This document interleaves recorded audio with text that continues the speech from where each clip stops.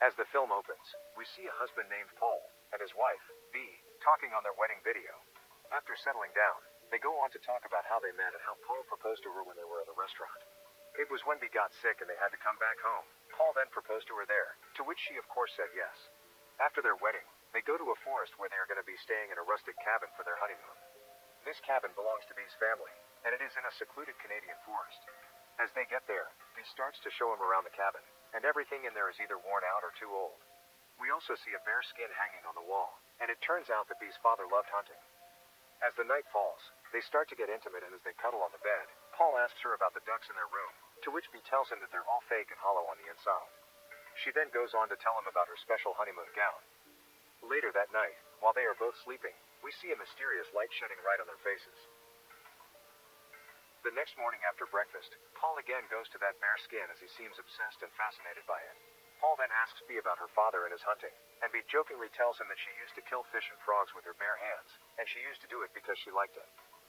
In the next scene, they are in a boat, and it turns out that Paul is really scared of the water. B, on the other hand, doesn't feel the same way about water, and she decides to go for a swim. However, the lake's water is too cold, so the couple decides against it. That day, they go to a restaurant where we see no one but one man who seems really frustrated and tells them that the restaurant is closed, and goes on to break his lamp out of frustration as the lights start to flicker. When Paul and B are about to leave, it turns out that the man knows B, and that he is her childhood friend named Will. B recognizes him, and she is really excited to see a friend, so they start talking about their childhood. Will tells her that the restaurant belongs to his wife, Annie's family, but he is the one who has been in charge of everything. After that, Annie shows up and tells both Paul and B to get out of there. Will then calms her down by force, and goes on to tell the couple that his wife has been a little unwell. Can't believe you're here. There's that smile. When they are in bed at night, B cannot stop thinking about Annie and her condition. Paul tries to lighten up her mood and says that they might be having problems, but it does not seem to work. The two then go to sleep, and after a while, the lights inside the house starts flickering, and Paul's alarm begins to ring. Paul plans to go fishing that morning, but as he gets ready and steps outside, he sees that it is still really dark outside and the sunrise is still hours away. He believes his alarm clock is broken and it goes off earlier than it should. Paul then notices that B is not in her bed, so he looks around in the cabin for her, but she is nowhere to be found. As he walks into the kitchen, he notices that the back door is not properly shut, so he goes out of the cabin to look for his wife. This isn't funny! Shortly after, Paul hears something moving in the forest, soon finds himself deep into the forest in the dead of the night. He eventually finds his wife naked and unconscious, and when he touches her, Paul right away takes her home, and helps her gain some consciousness. The husband is now really freaked out, and he asks B how she ended up there in the forest. B tells him that she might have been sleepwalking and that she is perfectly fine. She keeps assuring him that nothing bad has happened when Paul does not seem satisfied with her reassurances. The next morning, B makes him breakfast, and Paul notices B being a little clumsy as she burns the bread. Paul again asks her what's going on with her, and she tells him the same thing. She is fine. Seeing the wife's condition, the husband says that she should see a doctor, but B refuses. Paul then goes on to take his coffee, and sees that she has not even made that right. He is really weirded out by everything, because he knows that B has never forgotten to batter the bread and never been a clumsy person. They then go to the river and Paul catches a frog, and starts to have fun with it. This big fatty one is gonna be our dinner. Ow. But Paul sees that B has been watching him, and not been giving any kind of reaction, and it also freaks him out given the fact that B always makes fun of frogs. Plus, she is a very lively person. B then goes on to swim in the cold water, and that is also out of sorts for Paul, because B always stays away from the cold water. When they get back to their cabin, Paul again checks in with her, and she tells him that she has just been tired and that she is going to be fine soon enough. As they are making out, Paul notices some marks on her thighs, and B starts to hide them from him. Upon being asked, she tells him there must be mosquito bites. B then tells him that she is going to take a nap, leaving Paul perplexed. Paul then goes to the same area where he found B last night. There, he finds her nightgown, and as he touches it, he sees an unusual liquid thing on the gown. Paul notices that there is more than one footprint in the area, and he understands that she was not alone. When Paul gets home, he finds B in front of the mirror as she talks to herself. She is practicing different things she should speak in different situations. I need to control all this headache. Go away. Paul now starts to observe B all the time, and comes to the conclusion that there is definitely something wrong with her. When Paul tries to get romantic with her, she goes on to stop him and says the same thing she was practicing in front of the mirror as she tells him that she has a headache. Paul is again weirded out and asks her if something happened that night, but she tells him that she was doing nothing but sleepwalking. Paul, however, is still suspicious since Bea doesn't have a history of sleepwalking. As they continue to make out, the husband asks her to wear her honeymoon gown, but she tells him that she has put it away for laundry. After hearing all of this, Paul is now really worried because he feels like he is living with a totally different person. In the middle of the night, when Paul is unable to sleep, he sees that Bea again goes out of the room. When she gets back, he asks her where she went and she tells him that she just went to drink some water. Paul cross-questions her as he asks her about her glass and Bea does not have an answer, which of course because she doesn't have a glass with her.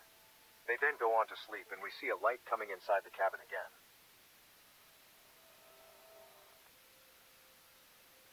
This time, Paul notices that light. He takes his gun and goes out to check what is wrong outside. He sees someone standing in the woods, but the figure disappears the moment Paul spots him. Paul quickly follows that person or whatever it was, but it is nowhere to be found. In order to scare it away, Paul fires a gunshot as well. In the meantime, Bea goes to the balcony to check where that gunshot came from. The husband gets home and starts to shut down all the doors and the windows of the cabin. He then tells her that there was someone outside and that he is going to follow that person. Bea, however, tells him that he must have been mistaken and that there was no one outside. Frustrated, Paul goes on to confront her as he asks her if there was someone else with her in the woods that night. But Bea keeps telling him the same thing as she goes on to say that there was no one else out there. The husband suspects that Will was with Bea that night and goes on to show her the nightgown. Paul asks her why has she been lying to him about that night, and the wife tells him that she was sleepwalking so she does not remember anything. They get into this huge argument, and Paul tells her that he just wants to protect her, but Bea tells him that he is overreacting and he is ruining their special time. That night, they sleep in separate rooms, and both of them are extremely worried and weirded out.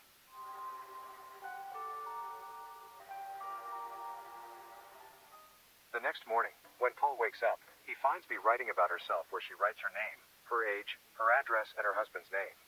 Paul asks her what she is writing about, and she hides the diary telling him it's nothing. The husband is now really upset with her since she's being different than before.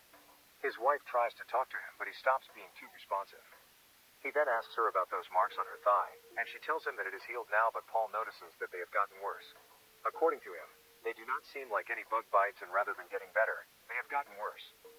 That day, as they are on a boat on the river, Paul tells her that they should go home as he feels something is wrong with this place. Bea refuses, saying that she is having a good time and that she wants to stay. They then start making out, and as they are about to move forward, Bea starts to bleed. When they get back to the cabin, Paul tells her that she should definitely see a doctor, and she says that it is nothing. She is just menstruating. Paul, however, knows that it is not her time of the month yet. He now decides that he is going to confront Will as he has been behind everything. Paul goes there and sees Annie outside the restaurant. Annie exhibits similar behavior to Bea, and even bears identical marks on her thighs. She also claims that Will is hiding and again warns Paul to stay away before departing. Paul then finds Will's bloody baseball hat floating in the water. Afterwards, he decides to enter their home and notices a camera in there. He then tries to switch on the lights, but they start to flicker. During his search, he finds several pages of notes describing basic details about Annie, including her and Will's names, along with security camera footage of Annie following the bright lights into the woods. Paul even notices the same liquid on Annie's notes that was on Bea's gown that night. As Paul gets out of there, we see a shadow watching him. He goes back home and starts to read Bea's diary. At this point, he discovers that Bea has taken similar notes, and accuses her of being someone else. Paul then asks her what is going on with her and Annie, why both of them wake up and go out in the middle of the night, leading him to believe that it is really Will's doing. Bea tells him that she just wants to protect him, and afterwards, Paul starts looking for car keys in anger. Bea, on the other hand, locks herself in the bathroom, and when Paul breaks in, he finds her repeatedly stabbing herself in the genitals with a toilet bowl cleaner. Paul is eventually forced to tie her to the bed. He then interrogates her about details of their relationship, most of which she either misremembers or has forgotten. Sensing something is moving within her body, he puts Paul's hand into her vagina and has him remove a large worm-like creature. It is at this point that Bea explains that the night she disappeared into the woods, she saw the same lights Paul had seen, and walked to them. She then encountered a group of silhouetted figures, who impregnated her with the creature. Plus, the wife claims that she is herself, but that the figures are taking away what is left of her. After learning the truth, Paul scrambles to find their car keys, but she insists that they cannot leave and invites him to watch their wedding video. A beam of light suddenly appears again, and Bea says she needs to keep Paul hidden from them. Right when she knocks him out, We then move to the next scene where she takes him into the middle of the lake on a boat, fastening an anchor to his legs. The husband awakens, with Bea explaining that she is protecting him from the figures by hiding him under the water. Hearing this nonsense, Paul tries to escape, but it is already too late. No, you don't understand. You're confused. No. This was in hiding. Following her husband's vanishing, Bea is shown to be deteriorating with her skin peeling off. She is watching her and Paul's wedding video, and shortly after, the mysterious light appears. Bea is met by a similarly deteriorated Annie, and they walk into the lights together. And this is where the movie ends.